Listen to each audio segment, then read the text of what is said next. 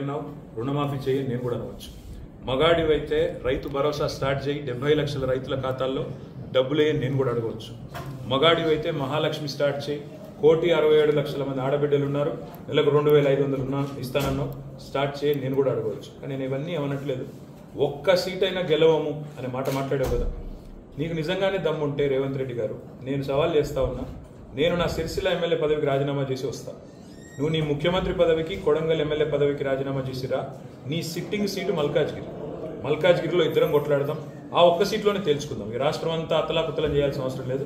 ఆ ఒక్క సీట్లోనే నేను వస్తాను మా పార్టీ తరఫున, నీ తరఫున నూరా నీ కాంగ్రెస్ పార్టీ తరఫున అక్కడ తప్పకుండా తేల్చుకుందాం. ఎందుకంటే ఒక్క సీటు గెలవను అని మాట్లాడుతున్నాం. మరి నీ మల్కాజ్గిరి పార్లమెంట్ సీట్లో అసలు ఎన్ని ఎమ్మెల్యేలు గెలిచింది కాంగ్రెస్ పార్టీ?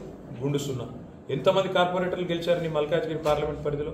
కాబట్టి గెలుపు ఓటములు అనే వాటిని పట్టుకొని దాన్ని ఎక్కువగా ఊహించుకొని తన శక్తి సామర్థ్యాలు తాను ఎక్కువ ఊహించుకొని ఇవాళ మాట్లాడుతున్న రేవంత్ రెడ్డి గారికి నిజంగానే ధైర్యం ఉంటే, నిజంగానే దమ్ము ఉంటే, తెగువ ఉంటే నువ్వురా కొడంగల్ ఎమ్మెల్యే పదవికి రాజీనామా చేయి, ముఖ్యమంత్రి పదవికి రాజీనామా చేయి.